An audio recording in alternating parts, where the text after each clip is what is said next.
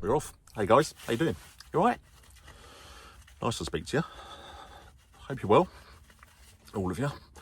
I haven't been doing many posts or videos lately. I've been just concentrating on getting the health back up and not letting anything stress me out, and just trying to get back to fighting fit. And I think I'm just about there now. Been back 3 weeks on the bank, and it's been cool to be back. I'm really enjoying it. It's been fun. I'm still catching, and the lake's been really quiet, so it's awesome. I'm just going to make a coffee. So yeah, I just thought I'd just make a little video, say hi, and try and get back in the swing a bit. I was going to talk to you about how I'm fishing, because I'm doing things a little bit different on this trip, and it's paid dividends already, so good stuff. But yeah, I've been back 3 weeks now, and I'm still catching. I caught but not as well as I was before. So I caught last week. Thank you. Caught last week. Caught last week. Didn't catch the week before, and caught the week before that. I think 2, and lost one. I think. Or was that 2 and I lost one and landed one? One or the other. But I've caught, been catching a few fish here and there. So the fish are still coming out, but nowhere near as regularly as they were when I left. But obviously I left in the spring, so they're not gonna. But haven't been doing any baiting or anything. I've been just keeping it. I've just been keeping it to my own sessions, just coming down when I fish. And I've been pretty much on my own. There's been one other guy that's I've seen one night a week, so I occasionally bump into him. Bumped into him last week, didn't bump into him the week before that, and bumped into him the week before, so we're occasionally meeting up, and I think he's doing the winter. But apart from that, that's all that's the only person I've seen.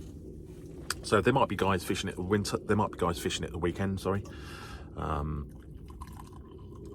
like I say, because I'm not doing any baiting, and because I'm not bothering to come down here, just saving on the old petrol and stuff, and just, I've not had many results down here baiting in the winter, so I'm just going to attack it on my sessions and see how I go.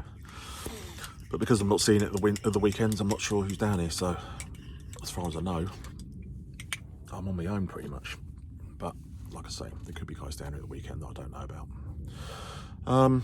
So the lake's fishing a little bit tougher. Like I say, it always gets tough this time of year. It tends to get tougher November. So I'm actually really pleased to land fish. I'm not 100% sure because my memory's not too great, but I think this is the first fish I've landed in November. So that's great. Normally this place starts to get cagey in mid-October, late October.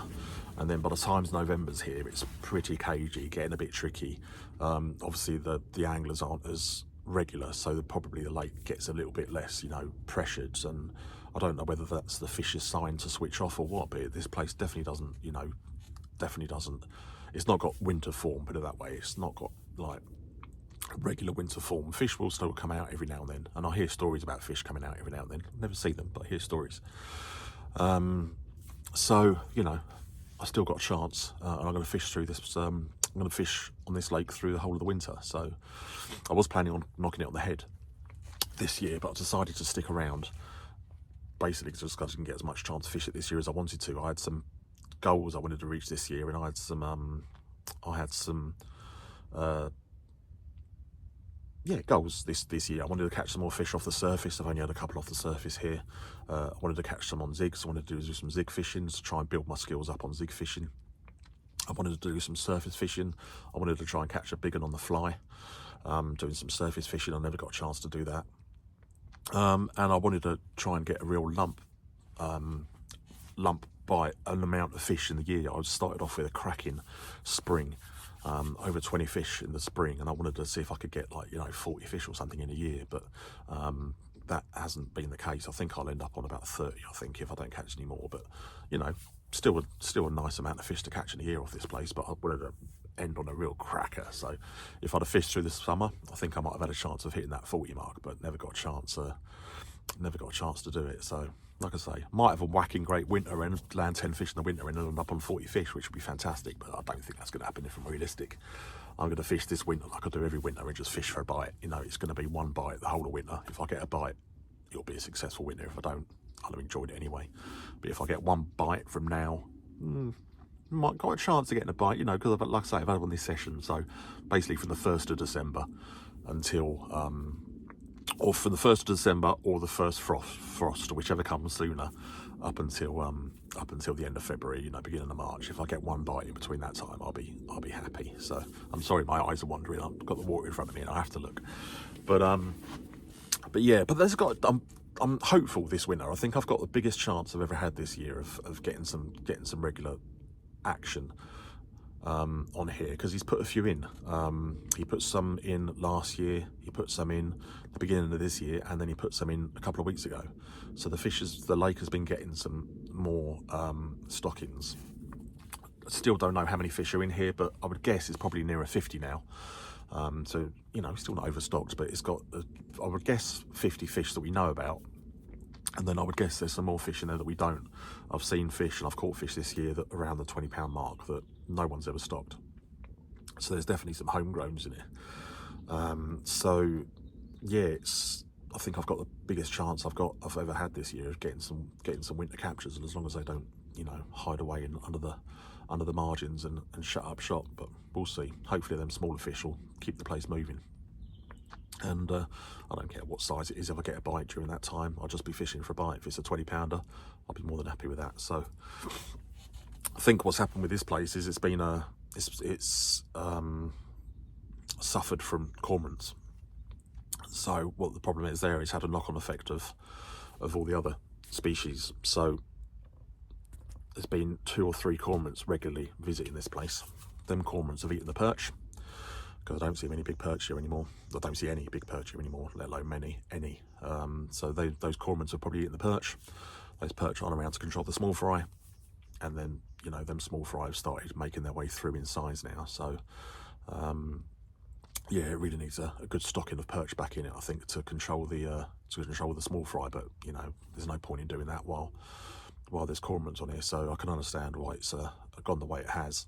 Last year I saw a few 15-pounders swimming around that I thought were 15-pounders, and obviously they are, because I've caught them this year at 20-pound. You know, not necessarily the same fish, but you know. And yeah, it's just there's some fish starting to come through, so you know that might give me some targets to go for in the. That might give me some opportunities, should I say, in the winter. So good stuff.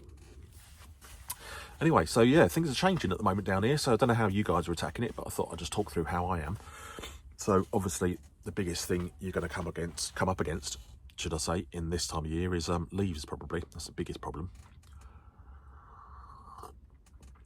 Nice, yeah. Biggest problem you're going to come up against this time of year is probably leaves. So and they can be a pain in the bum to deal with sometimes. They're not like it's not like weed that just stays in one place, and it's not like snags or something you can avoid. It's just, it can move. They can, you know, you can catch them reeling in, and that will do your head in because you think you've been sitting on, you know, with a bad rig out there, and chances are you probably haven't. You just hooked it coming in. But you know, underwater tow can make the leaves move and stuff, and yeah, it's they can be a bit of a nightmare. So the way I deal with them is well, 2 ways I've got of dealing with them. One, either flatten them and fish on top of them, or just fish way above them. And that's how I normally deal with them. So what I've done on this trip, and what's been successful, is a tall stiff hinge rig over the top of them. Something like a Ronnie or something like a short pop-up I don't think is the one.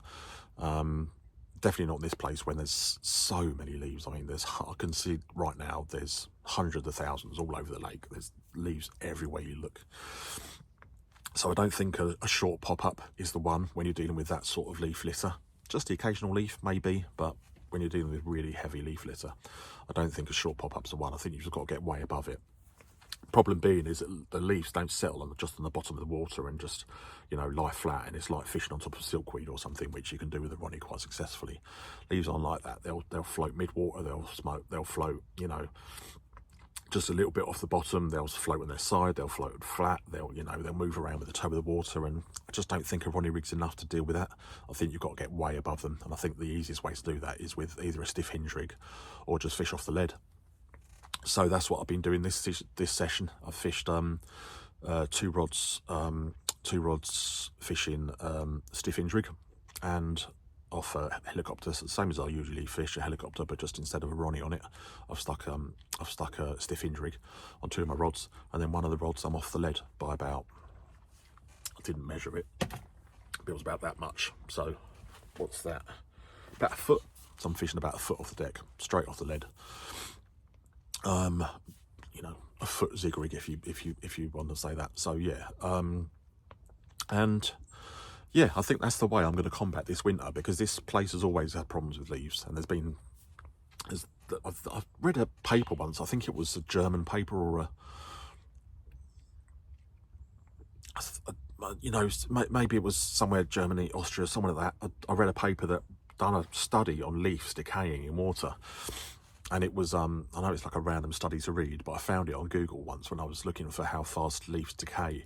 I think it said somewhere along the lines of under their temperature, where it was, let's say it was Germany, under their temperature in Germany, it decays roughly after 4 or 5 months, I think it was. So I know I always thought, right, if that's that temperature, then in England during the winter, I think it's probably 6 months before the leaves completely decay, isn't it? So that's the way I've kind of always gone through it in my head and resolved it in my head. So I think like the chances of these leaves that I'm combating now being gone in a week or two is, you know, no chance. They're going to be around for months. So I think this is a tactic I'm going to use now for quite a few months, and it's going to be stiff inch rigs and off the lead by a foot. Maybe I might even increase that to 2, 3, 4, 5 foot. This lake at its deepest is about 10 foot. A couple of holes that are deeper here and there, but on average it's about 10 foot. So I'm going to be fishing a few zig rigs throughout the winter and seeing if I can find the fish that way. I've got a better bait boat now to find them, so I've got no problems with sticking the bait boat out on a search cycle to have a look up and down the lake and see if I can see any signs of fish and get what depth they are and put a zig rig on top of them. Got no problem doing that. It's hard enough in winter as it is, let alone with, you know, little tools like that, not using them. So I'll definitely be putting everything I've got into it. And then some stiff inch rigs as well. But I said I've got two different ways of attacking them. So you can fish above them, or you can try and do what I've also got is some PVA bags made up, and I'm going to try and flatten the leaves. So normally I fish with a PVA bag, like XS, the Corda XS, extra small bags, but I've bought some medium ones which are a lot bigger, and I'm using exactly the same rig that I'll always use in the bag, except I've put a pop-up on it and a little bit of putty just to hold the pop-up down. So it's the same rig as I'll always use in the PVA bag rig. It's just like a, I don't know, 2-3 inches with a curved shank hook, I suppose blowback style coming off the shank of the hook, and it's a shame I can't show you one, but yeah, basic rig. I'm sure you know how to do a PVA bag rig. But yeah, I've stuck a pop-up on it on top instead. I normally fish with a bottom bait if I'm fishing with a PVA bag rig, because I believe that they just suck the whole bag in and they're not looking for the hook bait, and your hook bait just goes in, you know, with the rest of the stuff. But I've stuck a pop-up in there just to try and hope that if a fish does come across, maybe not the fish I'm after, and wafts the bag, then that bait doesn't get hooked up into a leaf, and hopefully the pop-up might just keep it out of the way. It might not, but it might. Hopefully increasing my chances that it's not going to get tangled up with the leaves. But what I will do, fishing PVA bags in this way, is I change them regularly. So instead of chucking out and leaving it there for 12 hours, you know, I'll be putting bags out every maybe 2 hours. And I'll set my timer on my phone, and I'll put 2 hours on the old timer. When 2 hours is up, I'll put a new bag out. Maybe on the same spot, maybe just to the side of it, you know, something like that. So I'll always be making sure I'm putting out, I'll always be making sure I'm changing my rigs regularly. Just on the off chance it does get hooked up in a bit of leaf litter, then, you know, at least you're fishing effectively for as a maximum amount of time as possible. And incidentally, I'll do exactly the same on the other rigs as well. Maybe not to the extreme of every 2 hours, but I won't just leave one rod out for 24 hours. If there's a chance that a leaf is going to get caught in the hook, you know, I'll be changing them rods regularly. So maybe 6 hours or something. So they might change them in the morning, in the afternoon, and then in the evening before I go to bed, and do the same thing for the next day or whatever. So I will change the rods around a little bit more. if I see fish show and stuff, but you know, on average that's what I'll be doing with the rods as well, just to try and combat them leaves. But the PVA bags can work. I've caught well off PVA bags before, fishing in silkweed, fishing on top of leaf litter and stuff like that, and just that bigger PVA bag, when it hits the deck and it molds out, it's just a little bit of protection for that bait. If it does land on a leaf, it's going to be heavy enough to push that leaf down, and then hopefully if the tow isn't around too much around it, it'll just flatten off the area and make a little pocket of area that's effective for that hook bait to be presented for the carp, and then hopefully, as long as there's not too much wafting around it, it'll stay good for that couple of hours that you're fishing it. So yeah, that's what I'm doing to combat the old leaves. Leave it out. I know someone was going to say it. So yeah, so love to hear how you guys are doing. Love to hear if you're catching. Let us know what you're up to. Let us know if you're catching anything and where you're fishing, or if you're not fishing, if you're doing anything else. Keep in touch. Let us know what you're up to, and I will try my very best from this point on to get back into the swing of posting. I've been checking through all my photos. I've taken quite a lot of photos over the last 3 weeks, and over the last few months when I was fishing in spring, I didn't release a lot of stuff that I took, so I've got loads and loads of stuff to release over the winter. So you'll be seeing loads of photos from me that will be a bit green, and you'll be like, that doesn't look like winter. No, it's not. It's when I was taking them back in spring, but never got a chance to release them. So I've still got loads of fish to show you that I haven't released. God knows how many. So yeah, there'll be loads of content to come from me. Plus, I'm filming a video at the moment not for a tackle company, but on a tackle company. I've got some tackle from them, and I bought it, not given anything. I've bought some tackle for these guys, and I'm going to do a review on their tackle because I'm really excited with what they produce, and more importantly, the price they produce it at. So yeah, I'm going to concentrate this winter on doing a full review of all their tackle, or most of it, and I'll be aiming for that to come out in kind of January time. And got a couple of other videos to do on a few other bits and pieces over the winter, and I've got that deeper video to finish as well at some point, which is causing real problems, but I'm not letting that stress me out. I'll just release it when I can. So yeah, you've got a few videos to go over few videos to release over the winter. So right, it's just about to get dark. I think I'm going to get these rods changed, ready for the night, and I'll see you all later. Take care of yourself. Nice to speak to you. Take care. Bye.